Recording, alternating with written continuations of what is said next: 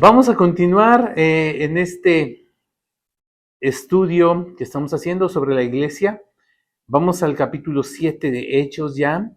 Y mire, quiero darle un contexto del capítulo 7. El capítulo 7 del libro de los Hechos es emblemático en más de un sentido, porque hacia el final del capítulo ocurre la muerte de este hombre llamado Esteban, uno de los 7 primeros diáconos o servidores en la iglesia, un hombre que ya era conocido por ser un varón de fe, lleno del espíritu, lleno de sabiduría, con un anuncio poderoso de la palabra. Él ya había causado estragos en la mente y en el corazón de estos que se resistían a la palabra y había causado grande bendición para la iglesia y para nuevos creyentes que aceptaron el mensaje del evangelio. Entonces, Esteban no era una de esas personas que pasaron desapercibidas. De hecho, le decía hacia el final del capítulo 7, vemos que él es apedreado y él muere. Se le conoce como el primer mártir. No es una palabra que me guste, pero es el primero que en la iglesia fue asesinado a causa de su fe. No, esto no es lo único que le hace emblemático. En mi opinión, lo que me parece sorprendente en el capítulo 7 de Esteban es todo lo que ocurre entre el versículo 1 y el versículo 53. Una porción larga que yo le aconsejo que lea y que le ponga mucha atención. Quiero empezar a leer algunas partes, no lo vamos a estudiar completo, porque ese discurso de Esteban ante el consejo merecería una serie completa de devocionales, no 1, ni 2, ni 5 devocionales, una serie amplia, porque Esteban narra, de acuerdo a las escrituras y a la historia del pueblo de Israel, muchísimos hechos, y solo quiero referirme a algunos de ellos para ver de qué manera Esteban no se defendió ante un consejo, argumentó la palabra de Dios. Y aquí hay algo que entender muy importante.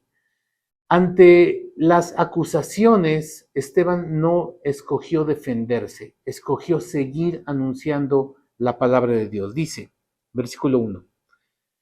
¿Son ciertas estas acusaciones?, preguntó el sumo sacerdote. El que estaba a cargo del consejo preguntó, y Esteban contesta, versículo 2, hermanos y padres, escúchenme. El Dios de la gloria se apareció a nuestro padre Abraham cuando éste aún vivía en Mesopotamia antes de dedicarse en Harán. Deja tu tierra y a tus parientes, le dijo Dios, y ve a la tierra que te mostraré. Y de ahí empieza, iniciando con la historia de Abraham, el padre de la fe y el padre, el patriarca principal de los judíos, y no se defiende, empieza a argumentar. Esteban estaba siendo acusado de hablar en contra de la palabra de Dios. Las acusaciones eran graves, como si él tratara de demeritar lo que eran los patriarcas para el pueblo de Israel o lo que era Moisés y la ley de Moisés. Entonces, lo que Esteban escogió como argumento en contra de las acusaciones fue explicarles y enseñarles lo que él había aprendido de la palabra de Dios. Por supuesto que los que estaban en el consejo conocían el tema, conocían la escritura, no era algo nuevo para ellos.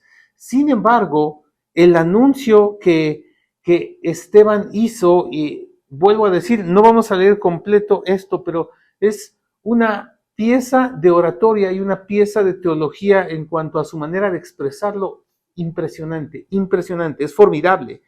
Y de ahí podemos ver que conforme van avanzando en la explicación, habla de cuando inicia a crecer el pueblo de Israel en Egipto debido a la llegada de Moisés, habla de José, y luego cómo Dios habla a Moisés para que regrese con su pueblo y los libere, y sigue hablando y sigue demostrando. Es increíble todo lo que narra, pero quiero ir directamente a la parte final, cuando después de todo lo que anuncia, versículo 48 dice, sin embargo, el Altísimo no habita en casas construidas por manos humanas. Como dice el profeta, el cielo es mi trono y la tierra el estrado de mis pies. ¿Qué casa me pueden construir?, dice el Señor. ¿Dónde estará el lugar de mi reposo? ¿No es mi mano lo que ha hecho todas estas cosas? Esta palabra esta referencia que Esteban hace de Isaías 66 particularmente, se está refiriendo a Isaías, está citando Isaías, habla de cómo Dios no habita en casas hechas por manos de hombre. Está reafirmando y anunciando el plan de Dios para su manera de relacionarse con el ser humano a partir de ese tiempo. Y es, Dios habita en la iglesia, Dios no habita en templos, Dios no habita en una nación escogida nada más, Dios no habita en lo que establece un hombre de Dios, Dios habita en su iglesia, Dios habita en cada uno de ustedes. La respuesta a esto fue que, versículo 54, al oír esto, rechinando sus dientes, se enojaron mucho contra él, pero Esteban, lleno del Espíritu Santo, fijó su mirada en el cielo y vio la gloria de Dios y a Jesús de pie a la derecha de Dios. Y ahí exclama y dice, veo los cielos abiertos y veo al Hijo del Hombre de pie a la derecha de Dios. Ese fue el punto donde no resistieron más. Aquí hay algo muy importante que entender. Cuando se anuncia la palabra de Dios con poder y con autoridad, muchas personas aceptarán, pero muchas personas rechazarán. El resultado fue que lo sacaron de ese lugar, a empujones lo llevaron afuera de la ciudad y lo mataron a pedradas. Y seguramente usted tiene una situación de vida y una condición alrededor en su país, en su ciudad, donde tal vez no le pasaría esto si anuncia la palabra. Pero sí recibimos tal vez muchas críticas, tal vez hasta amenazas. Creo que el ejemplo de Esteban y el anuncio valiente que hizo nos debe de poner en una actitud de compromiso, de ser de los que anunciamos con nuestros actos y con nuestras palabras las verdades de Dios a pesar de cualquier cosa.